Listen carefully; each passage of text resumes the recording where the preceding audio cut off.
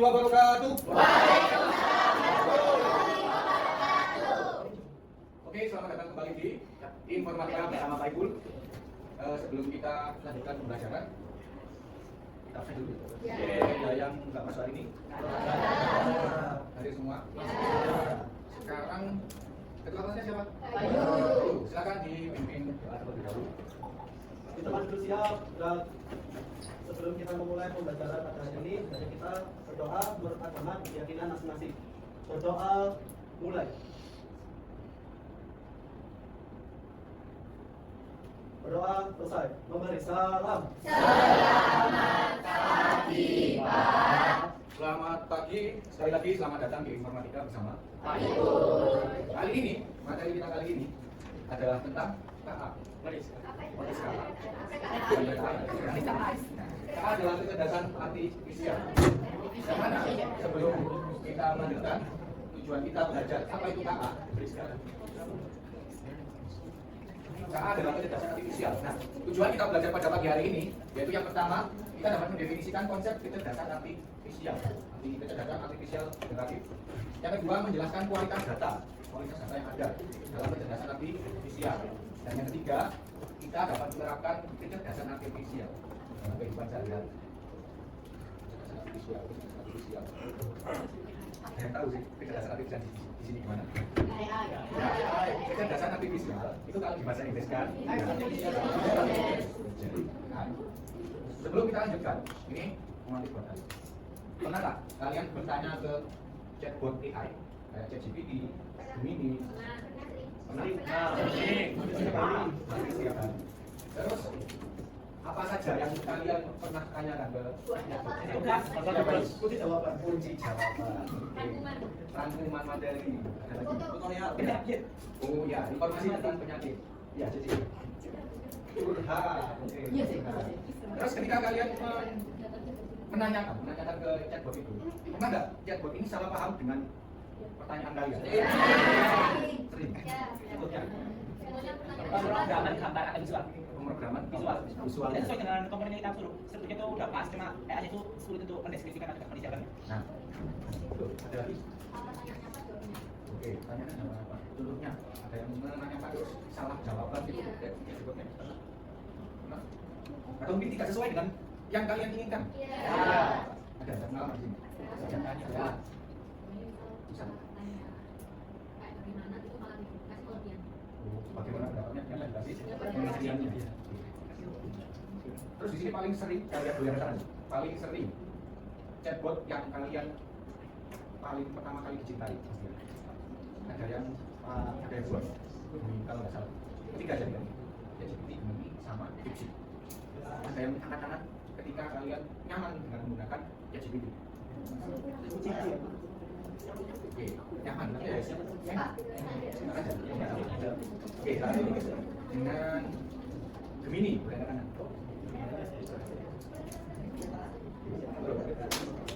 Dengan DeepSeek nggak tahu. Ya, bikin meta AI.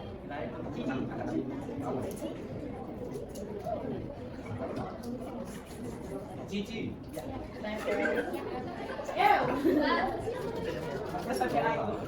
Oke, dari kalian berarti dari perkembangan ini kalian sudah mencoba sebenarnya ya? Iya, sudah mencoba apa itu kecerdasan artifisial. Lanjut. Sebelum tahu, bagaimana sih kalian mengetahui si ChatGPT, si Gemini ini memproses pertanyaan kalian? Kita lihat dulu.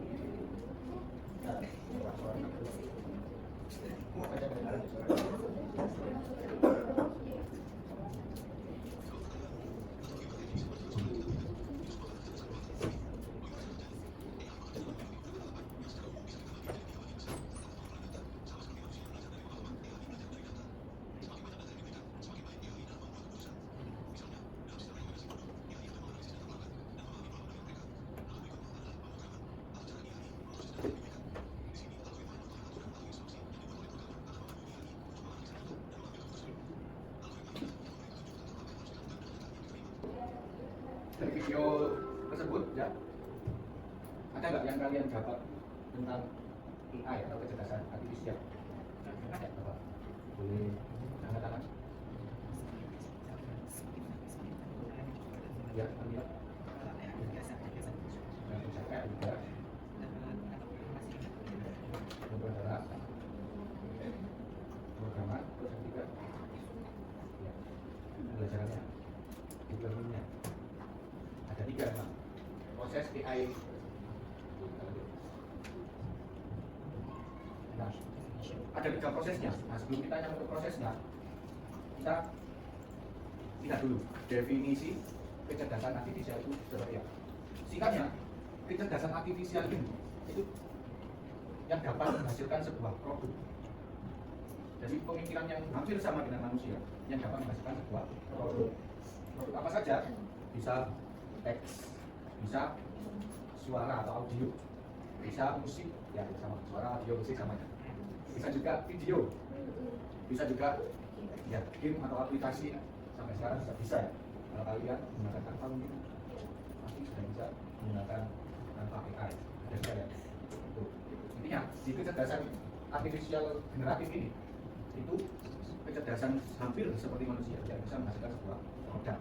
Produknya yaitu tadi bisa teks, audio atau video, bahkan sebuah aplikasi.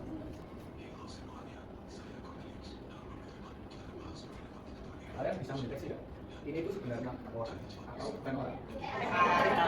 Asli ini. Asli ya? Asli buatan AI, baik itu videonya, bahkan audionya juga dibuat oleh AI. AI sekarang juga sudah seperti ini, hampir sama seperti manusia. Dan kitanya, bagaimana mengelola AI itu sendiri? Apakah kita tersaingi oleh AI atau kita membuat AI ini seperti alat untuk kita berkembang? Lanjut. Nah, seperti yang disampaikan Alvira tadi, pembuatan machine learning atau sumber dari AI itu dibutuhkan 3 sumber. Yang pertama, data, pengumpulan data. Nah, pengumpulan data ini akan dilatih oleh algoritma machine learning-nya. Nah, jadi pembelajaran mesinnya ini dilatih bagaimana bisa mengenali sebuah produk, mengenali sebuah data. Dikasihlah contohnya ini ada beberapa data, 2 kelompok kan. Ada data kucing, ada data kucing, ada data. 2 data ini akan dipelajari oleh pembelajaran mesin, di mana di algoritmanya itu dapat saya gambarkan datanya. Itu bentuknya hampir sama seperti neuron otak kita, jaringan otak kita hampir sama. Jadi semakin banyak data, semakin banyak pula pembelajaran yang didapat oleh mesin. Kelompok data. Kucing dimasukkan berbagai sudut. Ada dari depan, ada dari belakang, ada yang dari samping, kanan, kiri, atas, bawah, semuanya dimasukkan datanya.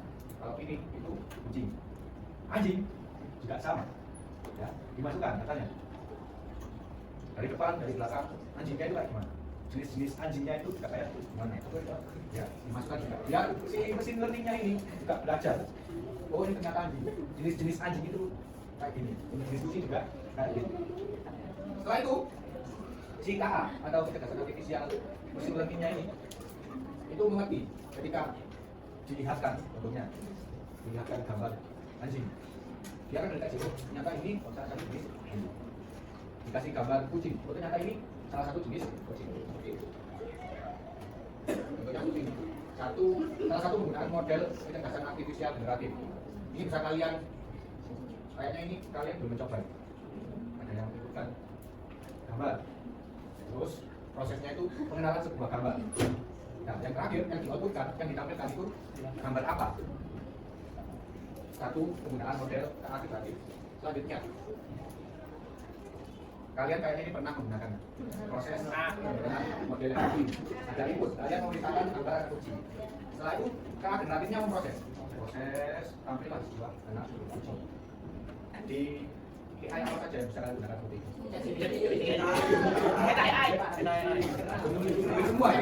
Hampir semua yang kalian gunakan bisa menggunakan proses generatif seperti ini.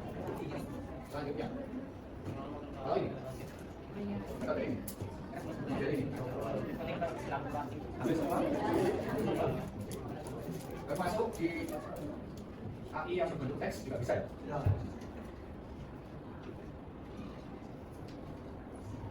Nah, dari proses tadi yang dibutuhkan adalah data.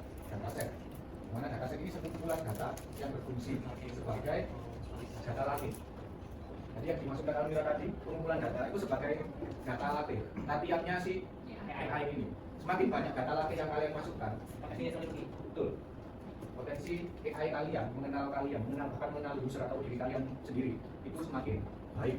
Semakin kalian menggunakan AI yang kalian cintai, itu semakin besar potensi AI mengenali diri kalian tanpa kalian memperkenalkan diri terlebih.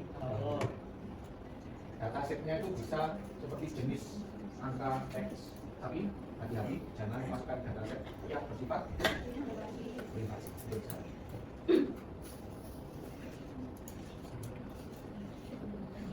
Faktor-faktor kualitas dataset yang bisa membuat ChatGPT kalian bisa lebih optimal: keakuratan data, kelengkapan, konsistensi, seperti gambar kucing tadi. Gambarnya ya kelihatan jelas, kucingnya konsisten, lengkap, ada kaki, ada tangan, jangan gambar foto mana saja atau mananya saja. Ya.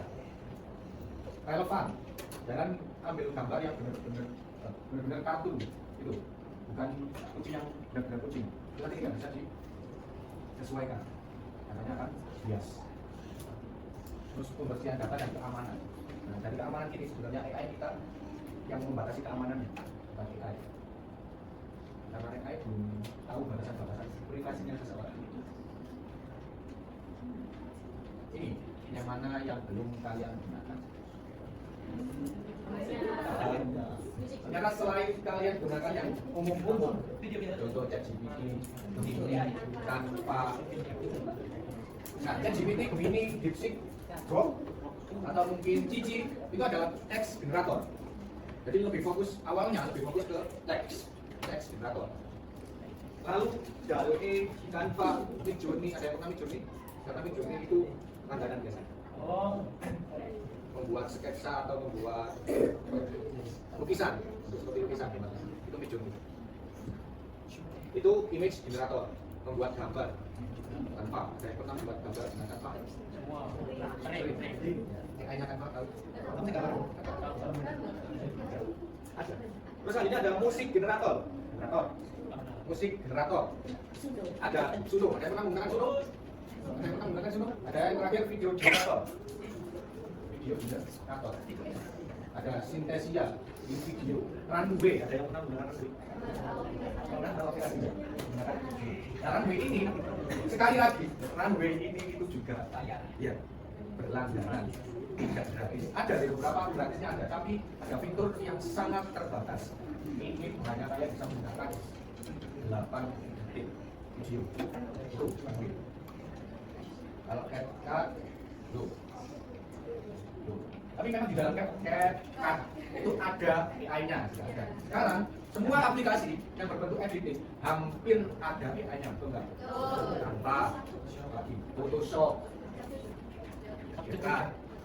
Ini yang paling bawah ini temannya CapCut itu. Filmora itu dulu produknya editing video. Nah sekarang mereka juga mencoba di dalamnya ada AI-nya. Dan lain sebagainya. Sekarang Paipul sudah mencoba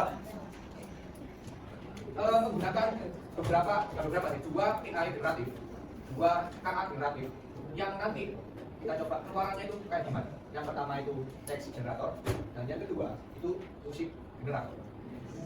Akhirnya text generator ini kalian sudah memahami. Kalau text generator kita menggunakan apa ya? Ini aja deh. Mana? Kenapa kok begini? Karena cara belajar Gemini lebih berbeda dengan cara belajar chatbot yang lain atau text generator yang lain. Yang mana Gemini ini sudah punya big data, sudah punya data yaitu dari Google, sudah punya data sendiri, tidak belajar dari usernya. Sedangkan chatbot atau text generator yang lain itu awalnya lebih fokus belajar dengan kebiasaan bertanya si pengguna. Contohnya ChatGPT. Lebih sering kalian bertanya ke ChatGPT, maka ChatGPT akan lebih banyak tahu informasinya. Beda dengan Gemini. Gemini sekali tanya itu biasanya ada sumbernya. Benar kan? Ada sumbernya. Nah, sumbernya itu Gemini punya otak sendiri, yaitu Google. Jadi sudah punya big data di belakang Gemini. Sekarang kita coba saya masukkan prom. Tahu prom kan? Tahu prom? Perintah ke dalam chatbot. Tahu? Buatkan saya lagu pembelajaran tentang pengenalan ya. Kita coba masukkan ke teks generator terlebih dahulu. Kira-kira keluarnya apa? Dia lagi berpikir. Lama ya pikirnya? Lebih lama berpikir apa itu? Oh ya, semakin kompleks cerita kalian, maka mereka akan semakin detail memberikan jawaban. Nanti kita berikan materi lagi tentang bagaimana sih memasukkan prompt yang detail dan baik dan benar. Nah, ternyata sudah jadi lagu dari Gemini. Nadanya. Apa lagi?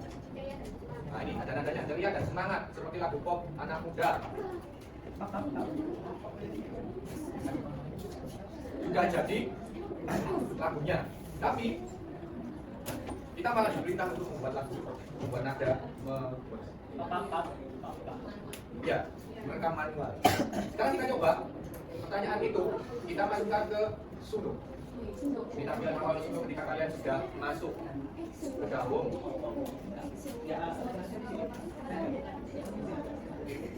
Nah, ketika kalian masuk ke create, di Suno sebenarnya sudah banyak sekali musik-musik, tapi kalian bisa menggunakan ini AI-nya untuk membuat sebuah musik sesuai dengan perintah kalian. Saya masukkan perintah yang tadi. Sebenarnya saya sudah mencoba untuk masukkan perintah yang tadi sudah ada. Sekarang coba apakah sama dengan hasil yang sudah saya coba sebelumnya. Chatbot yang saya create di sebelumnya.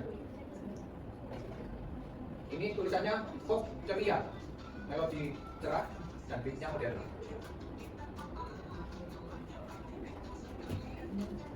Dan kita masukkan lagi dengan teks yang sama sebenarnya. Teks yang sama.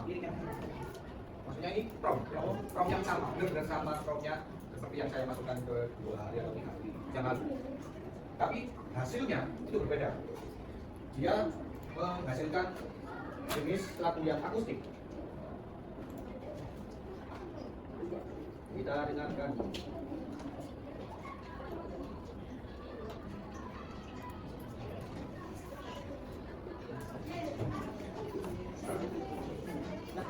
Liriknya berbeda. Maka lirik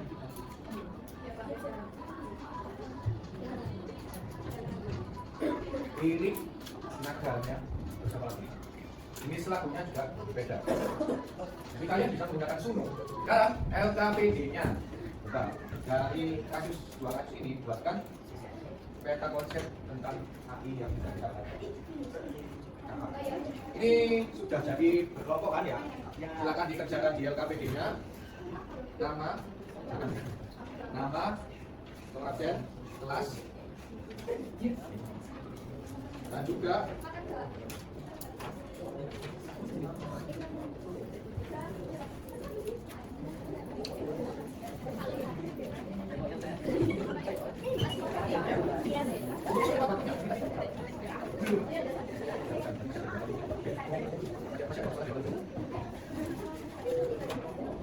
fokus di dalam kasus 2 dan tugas kelompok. Fokus di dalam kasus 2 dan tugas kelompok. Fokus ke dalam kasus 2 dan tugas kelompok. Iya, kamera. Ya, pakai ini kamera. Iya, bawah sebelah. Ya, langsung dijawab di bawah dan belakang. Ya, tanya apa? Kasus 2 itu dijawab saja. Ya, kasus 2 itu dijawab saja. Lalu tugas kelompoknya buat peta konsep yang memuat hal-hal tersebut.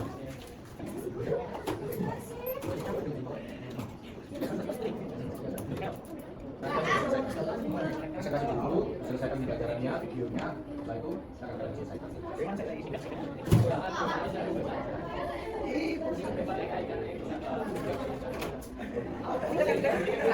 Sekarang saya coba satu kelompok untuk maju ke depan yang sudah. Silakan kelompoknya Bella untuk maju ke depan, presentasikan hasil diskusinya. Tepuk tangan dulu untuk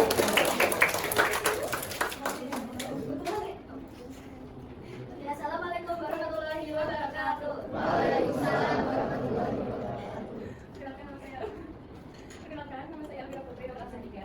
Nama saya Bella Zernisaya, nomor absen 8. Kali ini kita akan berdiskusikan tentang hasil pendapat KAI.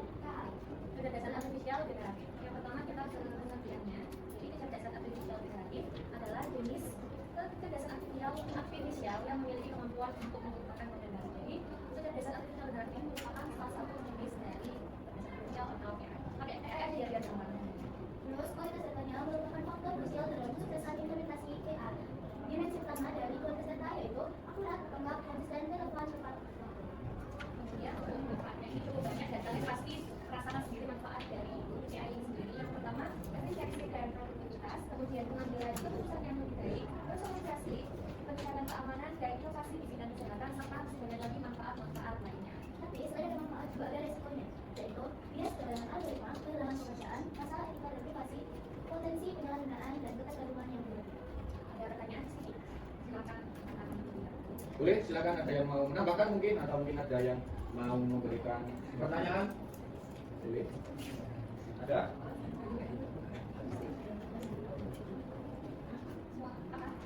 Tadi yang dijelaskan kalau resiko buruknya itu kehilangan pekerjaan, dan contohnya itu gimana? Contohnya itu kan sekarang itu kan di pabrik ini kan banyak robot ya, yang kerja kan robot, bukan lagi pakai tenaga manusia. Nah, itu zaman sekarang aja udah kayak gitu. Apalagi di zaman yang akan datang, otomatis teknologi semakin berkembang dan bisa jadi nanti banyak robot-robot yang menggantikan posisi manusia. Jadi yang mungkin yang ada nanti bukan guru lagi, mungkin nanti robot. Bisa jadi kayak gitu. Ada lagi? Terima kasih. Oke. Baik, Pak. Kan dari apa itu dari pada konsep yang kami bikin, nah, Iya. itu kan ada yang namanya resiko penyalahgunaan. Nah, bagaimana pendapatnya tentang maraknya penyalahgunaan dalam konten pada saat ini? Seperti kayak apa menjadikan sesuatu yang kita nanti kita kayak pertengkar gitu loh antara satu dan yang lain itu kan itu maksudnya apa? Menurutku kan nggak baik ya. Ya seharusnya tuh AI ya setiap hal pasti akan memberikan positifnya. Tapi sama kita tuh mengurangi yang memaksud itu bukan seperti itu. Sebenarnya buat apa sih kayak gitu tuh mau kayak gitu gitu kan? Ya seharusnya kan makanya si AI dimanfaatkan dengan baik mungkin buat hal yang baik saja. Sama kan pasti punya tujuan dan juga positifnya. Dan apa yang itu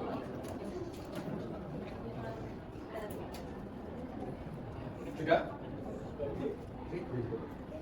ya presentasi dari kami. Wassalamualaikum warahmatullahi wabarakatuh. Waalaikumsalam. Tepuk tangan sekali lagi.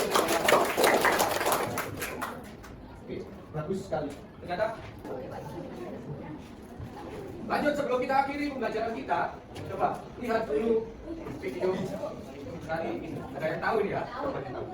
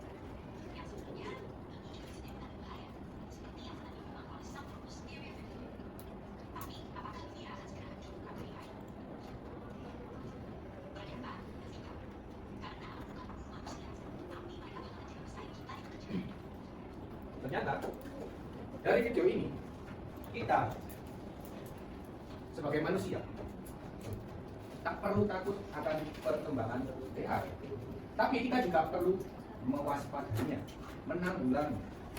Lebih baik apa? Lebih baik mencegah ya, daripada mengobati. Lebih baik mencegah daripada mengobati. Lebih baik kita prepare terlebih dahulu sebelum nanti kita akan bersaing dengan orang-orang yang memanfaatkan AI dengan lebih baik. Jadi kembali lagi, AI, kecerdasan artifisial itu sebuah alat seperti halnya oven, kalkulator, aplikasi, Word, sama. Itu sebuah alat.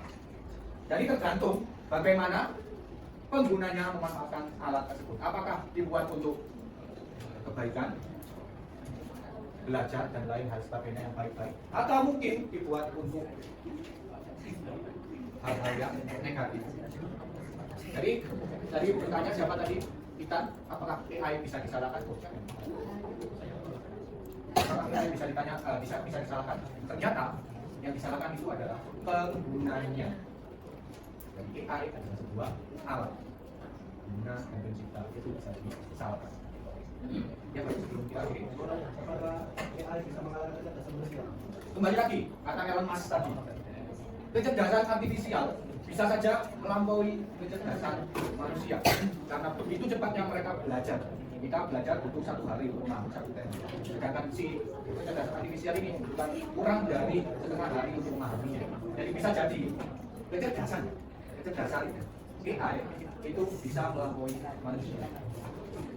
Yang membatasinya adalah itu penggunaannya, karena mereka itu diawali dengan sebuah perintah, diawali dengan sebuah proses. Tidak bisa, masih belum bisa untuk berkembang sendiri. Ada well-being yang kita pegang, milik manusia, punya kehendak sendiri, punya akal dan perasaan itu manusia. Nah, itu yang perlu kita olah untuk bersaing di depan. Perasaan dan juga empati itu yang perlu kita olah untuk bersaing ke dunia modern dan era digital kali. Ada yang ditanyakan lagi? Oke, kalau gitu minggu depan kita akan belajar tentang bagaimana kita bisa memasukkan prompt yang baik dan benar ke dalam sebuah AI atau kecerdasan artifisial. Mungkin itu dari Pak Ipul kali ini. Sekian, ada yang salah dari Pak Ipul, mohon maaf. Assalamualaikum warahmatullahi wabarakatuh.